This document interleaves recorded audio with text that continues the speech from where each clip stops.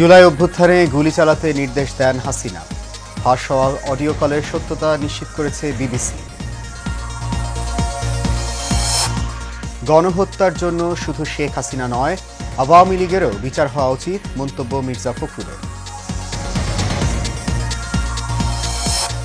বাংলাদেশ যুক্তরাষ্ট্র শুল্ক চুক্তি নিয়ে দ্বিতীয় দফায় আলোচনা শুরু হচ্ছে আজ, চলবে 11 জুলাই পর্যন্ত। এবং বৃষ্টি ও পাহাড়ি ঢলে ফেনীতে বন্যা নিয়ন্ত্রণ বাঁধের 14টি স্থানে ভাঙন, প্লাবিত 30 গ্রাম, দেশের বিভিন্ন স্থানে জলাবদ্ধতায় ভোগান্তি।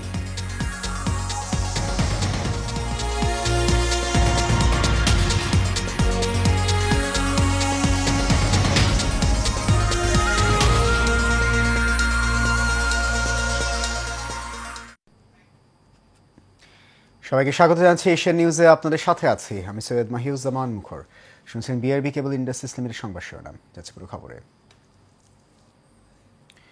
জুলাই অভ্যুত্থানে ছাত্র জনতার বিক্ষোভ দমাতে প্রাণঘাতী অস্ত্র ব্যবহারের নির্দেশ শেখ হাসিনা নিজেই দিয়েছিলেন।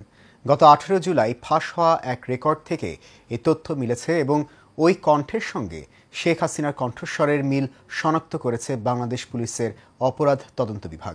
এছাড়া ইয়ারশটের অডিও ফরেন্সিক বিশেষজ্ঞদের দিয়ে এই রেকর্ডিংয়ের সত্যতা যাচাই করেছে বিবিসি। জুলাই আন্দোলন দমাতে গুলি করার জন্য সরাসরি নির্দেশ দিয়েছিলেন শেখ হাসিনা।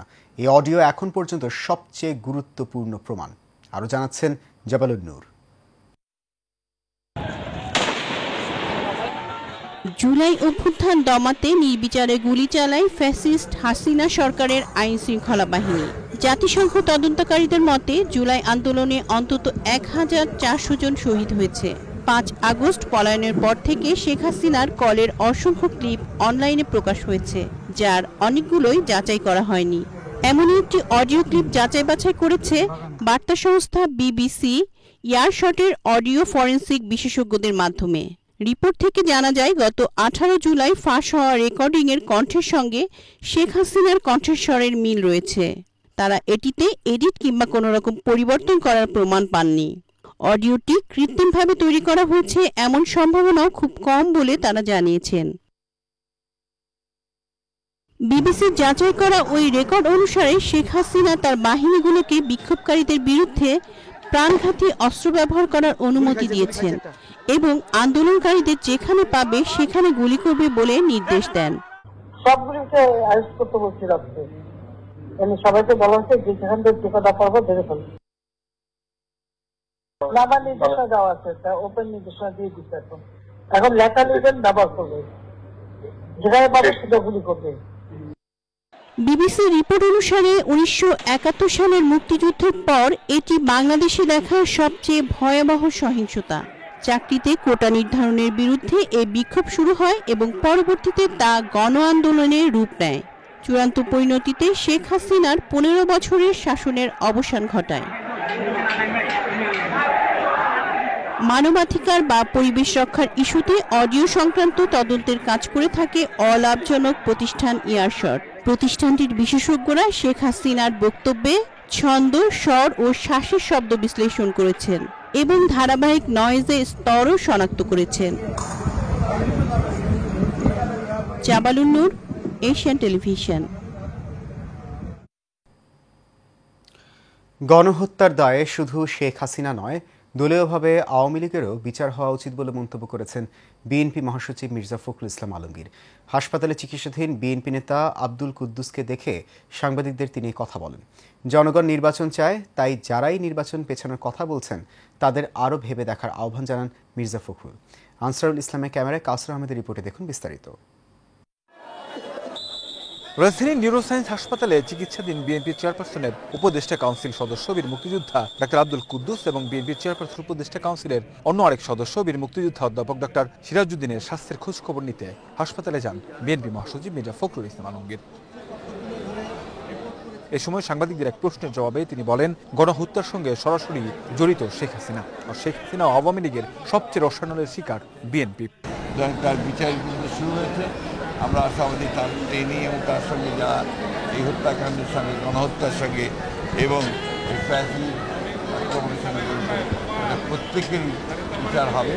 সেই হিসাবে দল যদি আইনের আওতায় নিয়ে দলও যদি এমন দেখা যায় যে দলগত হিসাবে তাহলে অবশ্যই তাদের বিচার হওয়া উচিত বলে আমি মনে করি। বিএনপি মহাসচিব বলেন, নির্বাচন আর সংস্কার কখনো সাংঘর্ষিক নয়, তাই দেশের স্বার্থে, জনগণের স্বার্থে সব রাজনৈতিক দলকে ঐক্যবদ্ধ থাকার আহ্বান জানান তিনি। প্রত্যেকটি রাজনৈতিক দলের দায়িত্ব হচ্ছে যে দেশকে সঠিক ট্র্যাকে ওঠানো এবং যত দ্রুত আপনার সেটা ওঠানো যাবে ততই মঙ্গল।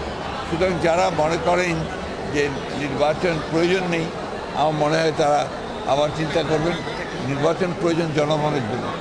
এরপর আয়শা মেমোরিয়াল হাসপাতালে শিল্পী ফরিদা পারভিনকে দেখতে গিয়ে চেয়ারপারসন ও ভারপ্রাপ্ত চেয়ারম্যানের পক্ষ থেকে আর্থিক সহযোগিতা করেন। Kawsar Ahmed, Asian television, Dhaka.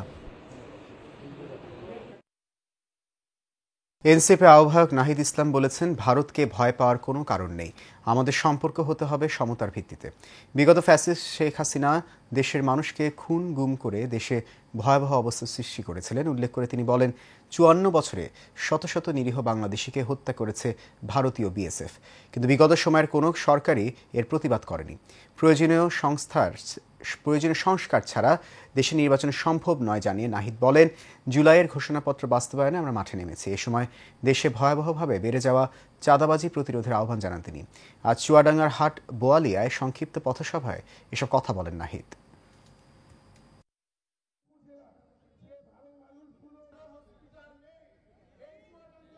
সীমান্তে আমার মানুষকে খুন করা হয়েছে, আমাকে আমার পানির চুক্তি, পানির ন্যায্য হিস্সা দেওয়া হয়নি এবং আমাকে রাজনৈতিকভাবে, অর্থনৈতিকভাবে, সাংস্কৃতিকভাবে বারবার অবদমন করা হয়েছে।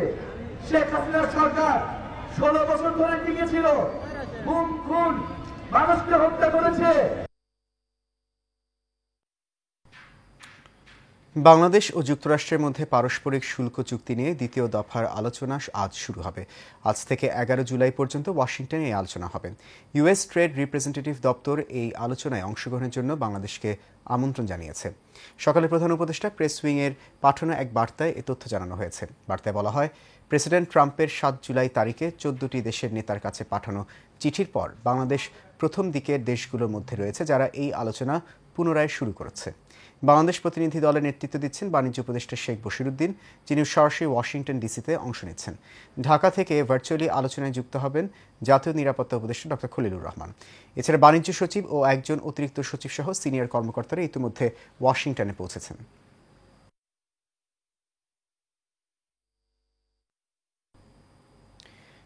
ফেনীতে টানা ভারী বৃষ্টি ও ভারতের উজান থেকে নেমে আসা পাহাড়ি পানিতে মুহুরী, কহুয়া ও সিলোনিয়া নদীর বন্যা নিয়ন্ত্রণ বাঁধের 14টি স্থানে ভাঙন দেখা দিয়েছে।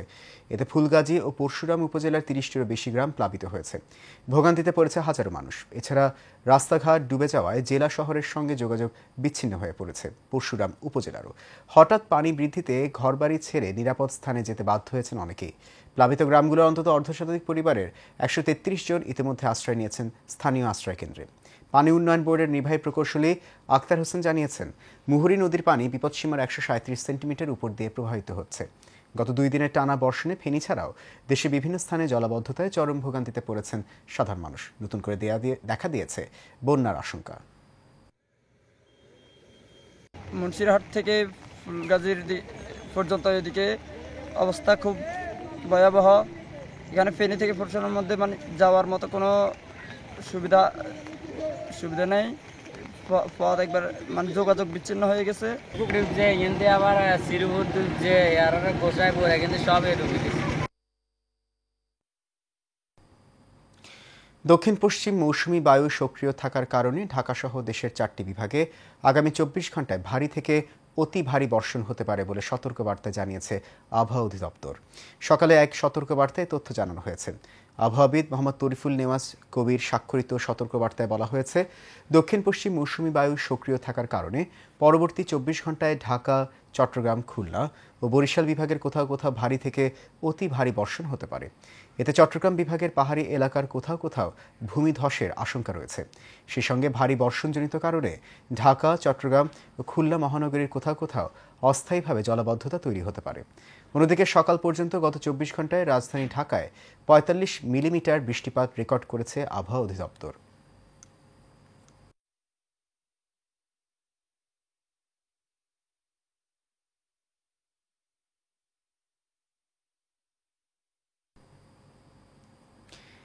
এবার জুলাই অভ্যুত্থান স্মরণে আমাদের বিশেষ আয়োজন। স্বৈরাচার মুক্ত করতে দেশ জুড়ে চলা উত্তাল আন্দোলনের বড় একটা অংশ ছিল রাজধানীর পার্শ্ববর্তী সাভারে, যেখানে তরুণ প্রজন্মের দুর্বার আন্দোলন রূপ নেয় জনস্রোতে। সে আন্দোলনে অংশ নিয়ে কেউ হারিয়েছেন জীবন, কেউ আবার হয়েছেন পঙ্গু। শাকিল শেখের ক্যামেরায় তাদেরই গল্প তুলে এনেছেন জহিরুল ইসলাম খান লিটন, জানাচ্ছেন কাউসার আহমেদ। 2024 সালের 5 আগস্ট স্বৈরাচার সরকার পতনের আন্দোলনে রাজপথে তখন লাখো ছাত্র জনতা। এমন সময় আওয়ামী লীগের সন্ত্রাসী বাহিনীর ভূমিকায় নির্বিচারে গুলি চালায় পুলিশ। সেই গুলিতেই ক্ষত বিক্ষত হয় ছাত্রদল নেতা আহমেদ ফয়সালের শরীর। প্রায় 36টি ছড়াগুলির মধ্যে 15টি বের করা গেলেও বাকিগুলো বয়ে বেড়াচ্ছেন তীব্র যন্ত্রণায়।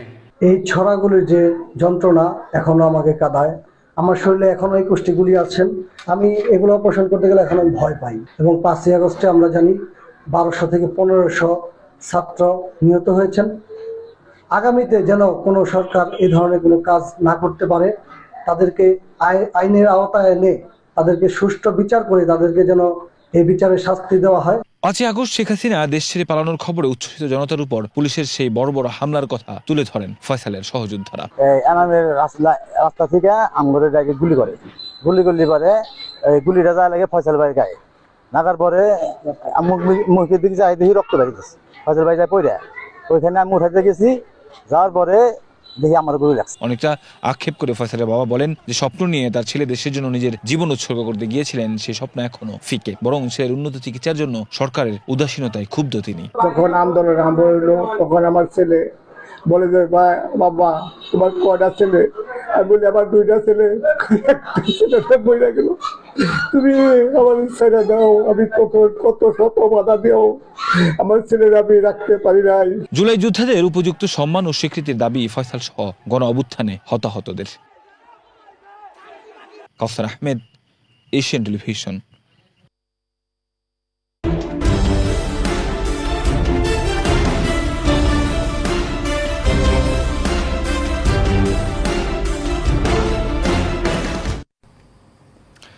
কেন্দ্রীয় কর্মসূচির অংশ হিসেবে 6 দফা দাবিতে পাবনায় কর্মরত স্বাস্থ্য সহকারীদের অবস্থান কর্মসূচি অনুষ্ঠিত হয়েছে। সকালে পাবনা সিভিল সার্জন কার্যালয়ের সম্মুখ চত্বরে Bangladesh health assistant association Pabna জেলা শাখার উদ্যোগে জেলার স্বাস্থ্য সহকারীদের অংশগ্রহণে এই কর্মসূচি পালন করা হয়। অবস্থান কর্মসূচিতে বক্তারা বলেন, পশু হাসপাতাল থেকে শুরু করে সরকারি বিভিন্ন দপ্তরে কর্মরত একই গ্রেডের কর্মচারীদের পদোন্নতি হলেও এখনও পর্যন্ত তাদের গ্রেড পরিবর্তন করা হয়নি। এতে স্বাস্থ্য সহকারীরা চরম বৈষম্যের শিকার। কর্মসূচিতে বাংলাদেশ হেলথ অ্যাসিস্ট্যান্ট সংগঠনটির কেন্দ্রীয় সমন্বয়ক ও পাবনা জেলার সভাপতি মোহাম্মদ ফজলুল হক, সাধারণ সম্পাদক মোহাম্মদ রুহুল আমিন সহ জেলা ও বিভিন্ন উপজেলার স্বাস্থ্যকর্মীরা অংশগ্রহণ করেন।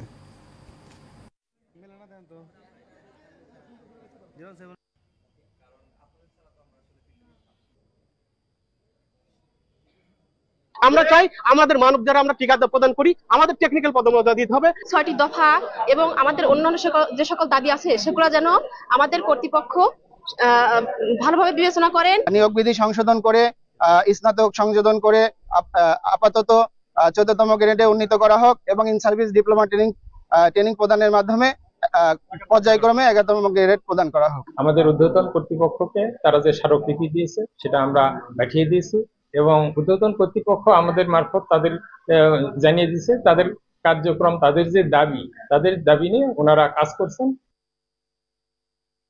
পরিবেশ, বন ও জলবায়ু উপদেষ্টা সৈয়দা রিজওয়ানা হাসান ও বিদ্যুৎ, জ্বালানি ও খনিজ সম্পদ মন্ত্রণালয়ের উপদেষ্টা মোহাম্মদ ফাইজুল কবির খানকে হেনস্থার প্রতিবাদে সংবাদ সম্মেলন করেছেন বন ও পরিবেশ বাঁচাও আন্দোলন নামে একটি সংগঠন।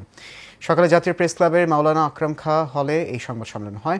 এ সময় বন ও পরিবেশ বাঁচাও আন্দোলন গোয়াইনঘাট থানা আহ্বায়ক আজমল হোসেন লিখিত বক্তব্যে জানান, সিলেটের জাফলংয়ে নদী থেকে অবৈধভাবে প্রতিদিন কোটি কোটি টাকার বালু ও পাথর উত্তোলন করা হয়। সরেজমিনে তা দেখতে গেলে বিএনপির নামধারী নেতারা বর্তমান সরকারের পরিবেশ, বন ও জলবায়ু উপদেষ্টা সৈয়দা রিজওয়ানা হাসান ও বিদ্যুৎ, জ্বালানি ও খনিজ সম্পদ মন্ত্রণালয়ের উপদেষ্টা মোহাম্মদ ফাইজুল কবির খানকে হেনস্থা করে। এই ঘটনার প্রতিবাদে এবং জড়িতদের গ্রেফতারের দাবিতে এই সংবাদ সম্মেলন বলে জানান তিনি। অবৈধভাবে ডেজার মেশিন দ্বারা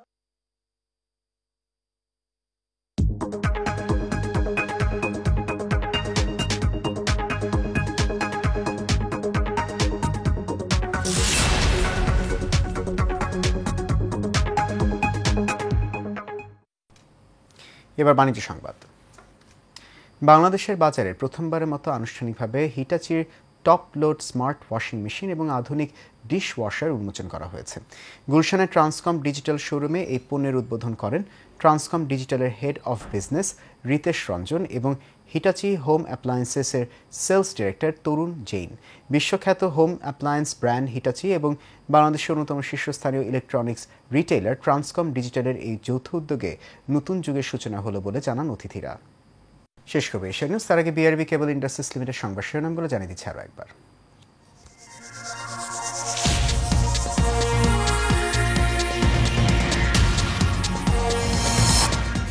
জুলাই অভ্যুত্থানে গুলি চালাতে নির্দেশ দেন হাসিনা।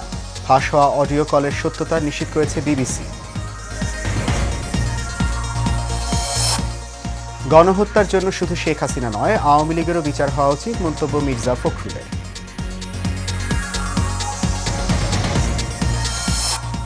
বাংলাদেশ যুক্তরাষ্ট্র শুল্ক চুক্তি নিয়ে দ্বিতীয় দফায় আলোচনা শুরু হচ্ছে আজ, চলবে 11 জুলাই পর্যন্ত।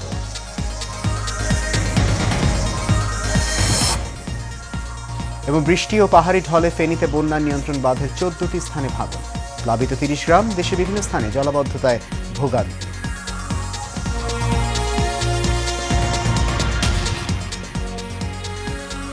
এশিয়া নিউজ এ পর্যন্তই। আমাদের পরবর্তী সংবাদ দেখার আমন্ত্রণ রইল। এখন সঙ্গে থাকার জন্য অনেক ধন্যবাদ সবাই।